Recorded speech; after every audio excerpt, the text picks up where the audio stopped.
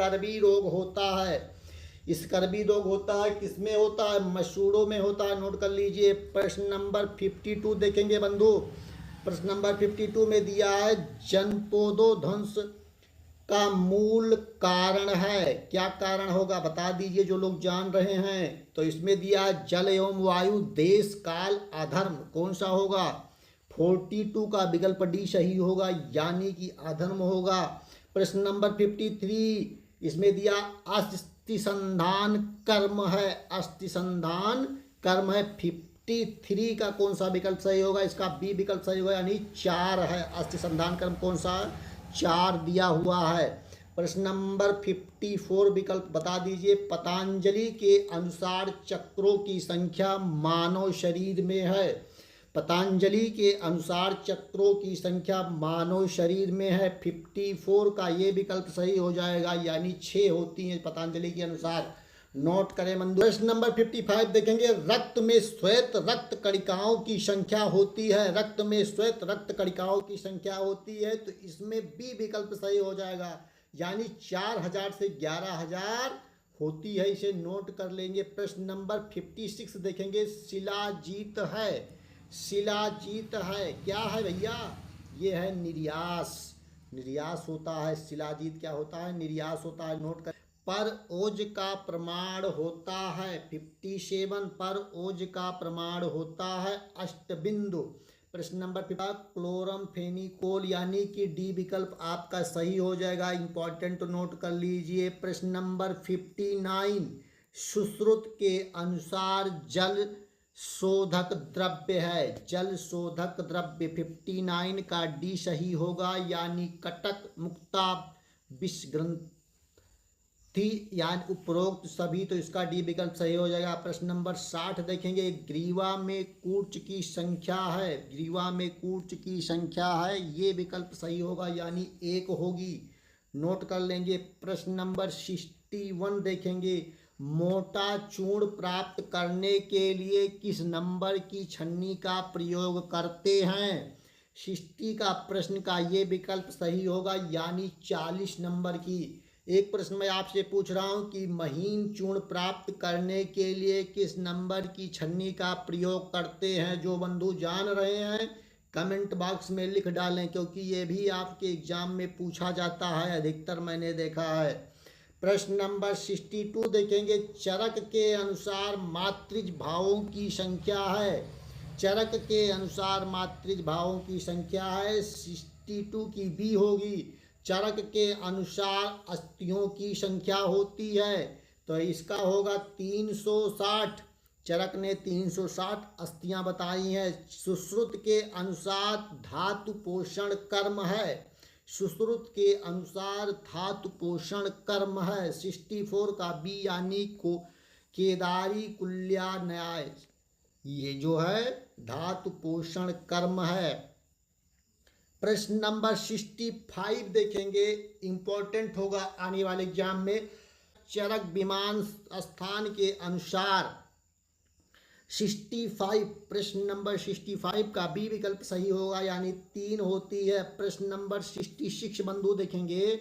इसमें दिया धर्म, अर्थ, काम और मोक्ष कहलाते हैं, तो ये क्या कहलाते हैं? आरोग्य का मूल कहा जाता है। धर्म, अर्थ, काम और मोक्ष ये आरोग्य के मूल कहे गए हैं। नंबर 67 में रिफेसिस का उपद्रव है। रिफेसिन का उपद्रव क्या होगा इसमें बता दीजिए। 67 का ये होगा हेपाटाइटिस, इसे नोट कर लेंगे। विटामिन ए की कमी से होता है।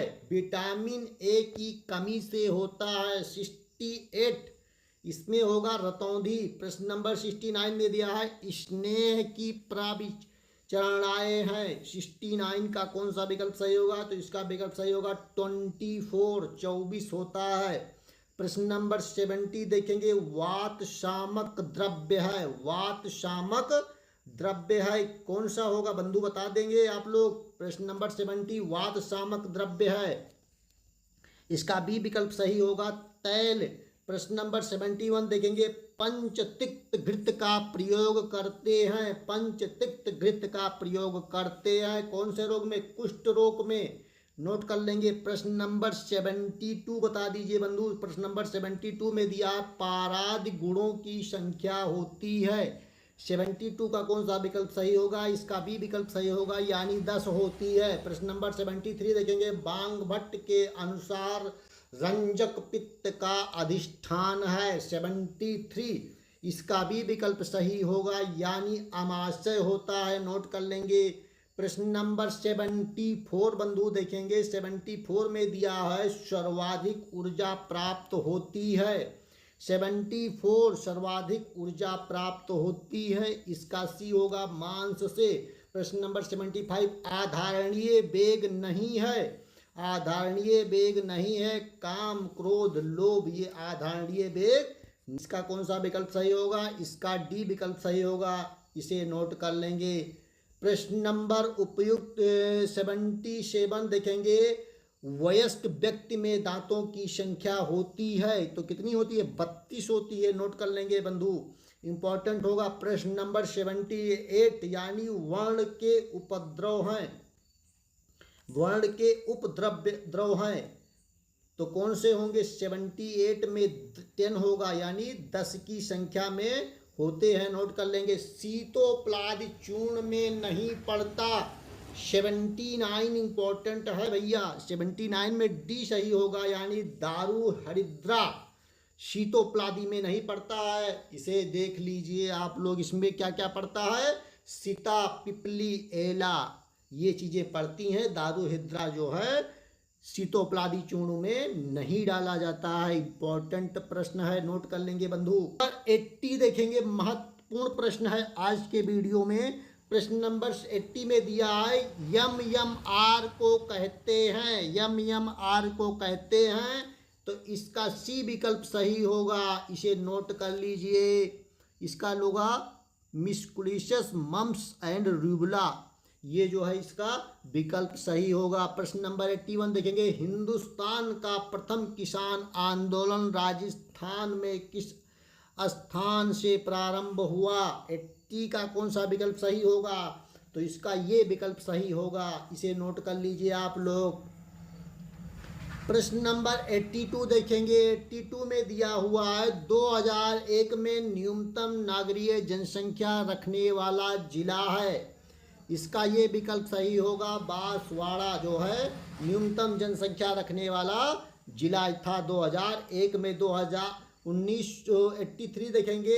अग्नि नृत्य किस जिले का लोक नृत्य है? 83 यानी डी होगा, बीकानेर में जो है अग्नि नृत्य होता है। प्रश्न नंबर 84 देखेंगे। राजस्थान में कौन सा प्रदेश राजस्थानी बोलियों के आधार पर नहीं बना है? 84 का डी होगा, कंठल प्रदेश ये जो है नहीं बना है। प्रश्न नंबर 85 देखेंगे। राजस्थान में जल महलों की नगरी कहलाती है, कौन सा ये क्षेत्र है बता दीजिए। 85 का होगा भरतपुर, जो है जल महलों की नगरी कहलाती है। नोट कर लेंगे बंधु। प्रश्न नंबर 86 में दिया है राजस्थान में टंगस्टन का सर्वाधिक उत्पादन किस क्षेत्र में होता है? तो ये होगा सी यानी कि डेगाना जो है इसका विकल्प सही होगा। प्रश्न नंबर 87 देखेंगे। एनाल्स एंड एन्यूक्यूटीज ऑफ राजस्थान पुस्तक के लेखक कौन है? 87 इसका ये विकल्प सही होगा, कर्नल जेम्स टाट जो है इसके लेखक रहे हैं। प्रश्न नंबर 88 देखेंगे। राजस्थान में रमते और ख्याल किससे संबद्ध है? बता देंगे। 88 का कौन सा विकल्प सही होगा बंधु? प्रश्न नंबर 88 देखेंगे। राजस्थान में रमते और ख्याल किससे संबद्ध हैं? 88 का भी विकल्प सही होगा, लोक नृत्य से। नंबर 89 देखेंगे। श्री गोगामेड़ी पशु मेला प्रतिवर्ष कहाँ आयोजित होता है? इसका ये विकल्प सही होगा, हनुमानगढ़ में जो है इस मेले का आयोजन किया जाता है। इंपॉर्टेंट होगा। देखेंगे। जनपद युद्ध में जोधपुर पाली का समीपवर्ती प्रदेश जाना जाता था। 90 का कौन सा प्रश्न विकल्प सही होगा बता देंगे आप लोग। तो इसका ये विकल्प सही होगा, इसे नोट कर लीजिए। प्रश्न नंबर 91 देखेंगे, राजस्थान में सन 1990 के बाद कितने नए जिले बने हैं? कितने नए जिले बने हैं? इसके 6 नए जिले बने हैं, नोट कर लीजिए 1990 के बाद।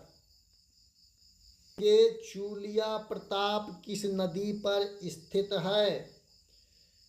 बता देंगे। 92 का ए विकल्प सही होगा, चंबल नदी। कौन सी नदी है? चंबल नदी। 93 का देखेंगे, भारत के 15वीं लोकसभा के शपथ समारोह में पहली सूची में कैबिनेट मंत्री के रूप में राजस्थान में किसने शपथ ली थी? 93। इसका डी विकल्प सही होगा, सीपी जोशी। कौन से थे? सीपी जोशी। इनका नाम नोट कर लेंगे आप लोग, इम्पोर्टेंट है कि राजीव गांधी सिद्धमुख नहर परियोजना से सिंचाई सुविधाएं किन जिलों को प्राप्त होती हैं? 94 का ये विकल्प सही होगा, यानी हनुमानगढ़ और चीरू को जो है इससे लाभ प्राप्त होता है। इम्पोर्टेंट नोट कर लेंगे। माही नदी की सहायक नदी नहीं है, बता देंगे आप लोग। 95 में कौन सा विकल्प सही होगा? यानी कि डी विकल्प सही होगा, इसे नोट कर लेंगे। प्रश्न नंबर दिया है, कुंभलगढ़ और गोगुंदा के बीच उच्च पठारी भाग कहलाता है। 97 का बी विकल्प सही होगा, भोरेठ का पठार। इसे नोट कर लेंगे। प्रश्न नंबर 98 देखेंगे, राजस्थान में पहला सरकारी पशु चिकित्सा कॉम्प्लेक्स कहाँ स्थापित हुआ? 98 का ये विकल्प सही होगा, यानी कि जयपुर में। जयपुर राजस्थान में इसे जो है स्थापित किया गया था।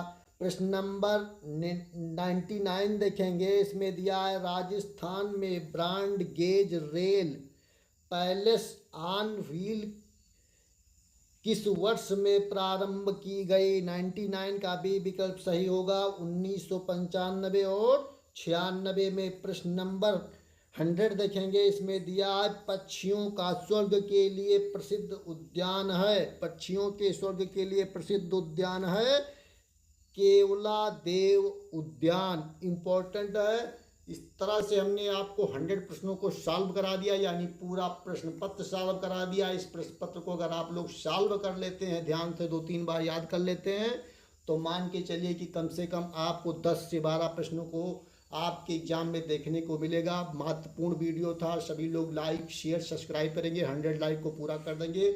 मिलता हूँ पुनः एक नए टॉपिक के साथ, नए वीडियो के साथ। तब तक के लिए आप सभी का दिन शुभ हो। धन्यवाद।